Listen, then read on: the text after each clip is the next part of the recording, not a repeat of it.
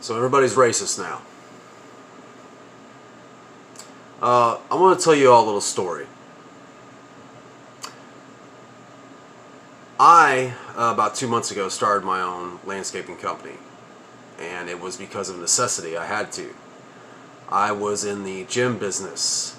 And as you guys know, with what happened, the COVID outbreak, the supposed outbreak, caused me to lose my job. So I had to think fast on my feet. I had to come up with a way to make money. And I always wanted to start my own landscaping company. And I just never really had the guts to do it, to tell you the truth. I never had the guts to do it. And so when I did it, and I'm starting to be successful at it, it's been great. I took $500. It was actually, we had $1,000 in the bank. I took $500 and bought 2 used mowers, 3 used weed eaters, a used edger, and a used blower. And all I have is an SUV. So I started working out of my SUV, and I'm still working out of my SUV. It's only been a couple months. I now have 18 rotating customers, and they grow every day. I have a Facebook business page, everything. But don't get it twisted. I am not getting more work or starting to become known, you might say, as an actual business because I somehow have white privilege. I am driving a 20-year-old SUV that it's our only car as our family.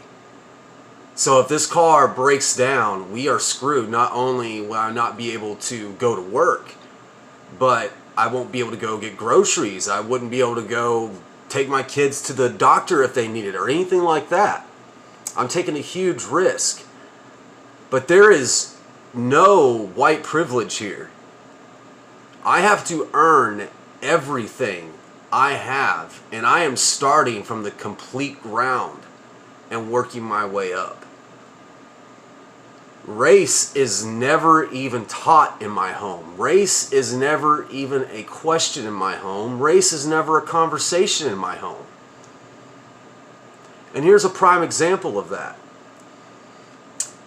My children, we live in a neighborhood that has all races. We have white people, we have people from India here, we have black people, we have Hispanic people, we have all kinds of people in this neighborhood. And my children play with all of those kids.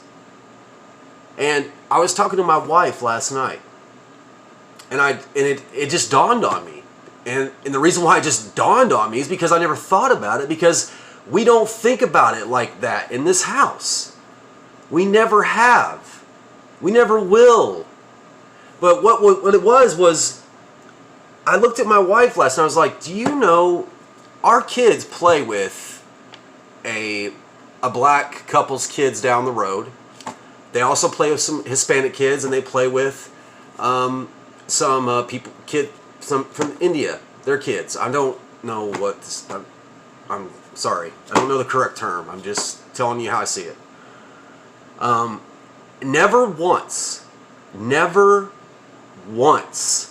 have my children come up to me or my wife and said, "Mommy, Daddy, why are these kids different?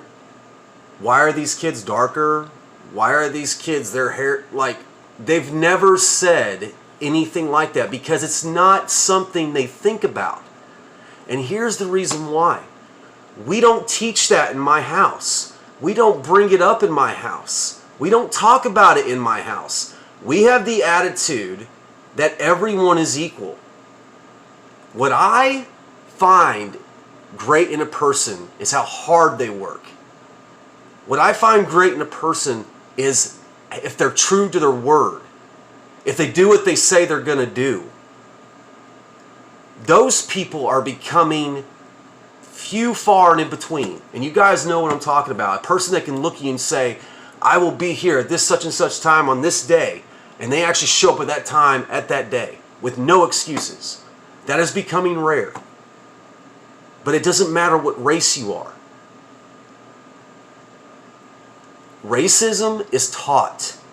If you teach your kids to look at race, if you teach your kids to see other kids as different because of their race, that is racism. It is taught.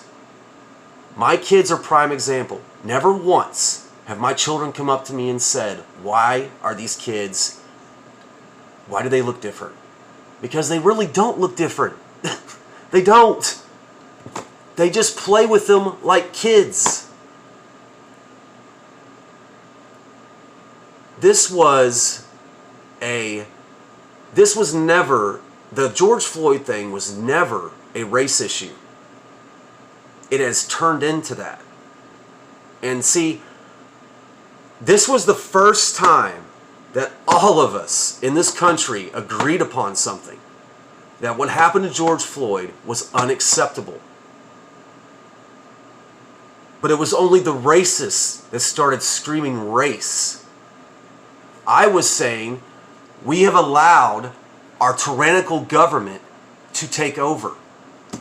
Slowly but surely, they have taken our rights away. And I have been saying this from the beginning, that the COVID-19 outbreak was a hoax. The virus was real. Let's just get this straight. Don't get it twisted. The virus was real. The fear was the hoax, though. It was just like any other serious illness. If you were unhealthy, if you were older, if you had a weak immune system and you got this illness, you had a greater chance of dying from it. But if you were healthy, if you were in average health, not even great health, you don't have to be able to run 2 miles in 10 minutes. Just average health. You had a 99.8% chance of survival. It was a hoax. It was an attack on the middle class. It was an attack on the middle class, and see, now that's starting to fade. People weren't believing it. People were going to beaches, so something else had to be done. Something else has to be a focus to keep us separated, to keep us apart. Why can't we just be together on this? Why can't we all come together and say, our government has overreached, and we need an organization that'll police the police? Why can't we all come together and just agree upon that? Why does race have to be involved? It only gets involved if you bring it up and you teach it. It's not that hard, guys. It's really not. And I know what y'all are gonna say. I can feel it already. You're white, so you don't get it. Believe it or not, I've been fired because I'm white. I've been fired from a job because I'm a guy. It's happened to me. And I know you're not going to believe it. That's why I never bring it up. What's the point? No one's going to believe it. So who's really being oppressed?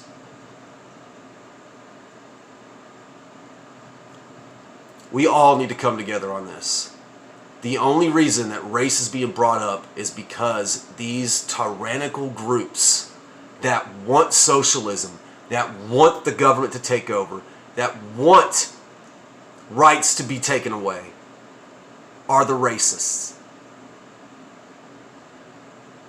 I still have 2 push mowers and 3 weed eaters. I have 18 customers and I'm still push mowing. I'm still doing it by myself. I haven't hired anyone. And it's 95 degrees right now where I'm at. And I do that all day.